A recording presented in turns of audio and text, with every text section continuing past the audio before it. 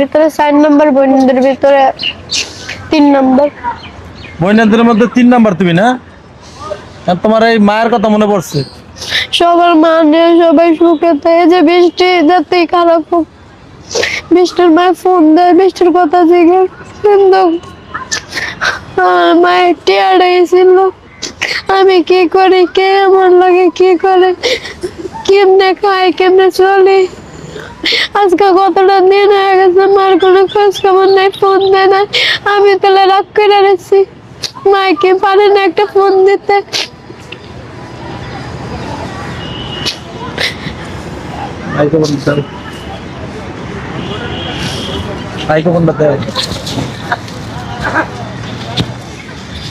দর্শক, তোহা তার মায়ের জন্য কাঁদতেছে।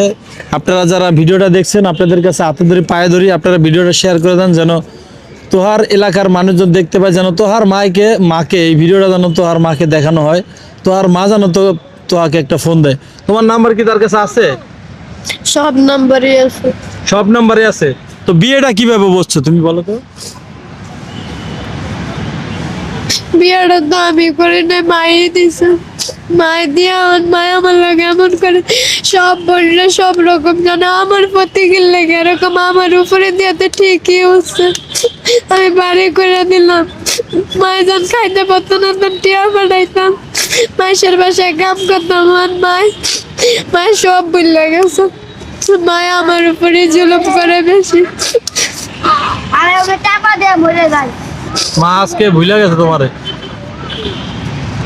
দর্শক, আসলে আমি কি বলবো, ওর কান্না দেখে যে দেখেন, ও ফুল বিক্রি করে, ফুল নিয়ে বসে আছে।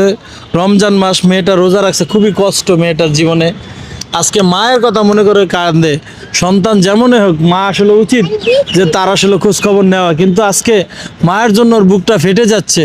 ও ঠিকই রোজা আছে, কিন্তু ওর ভিতরটা ফেটে যাচ্ছে মায়ের জন্য। আজকে মা ওর খোঁজ খবর নিচ্ছে না, এখন এই জন্য কান্না করতেছে। আমার খুবই খারাপ লাগতেছে দর্শক।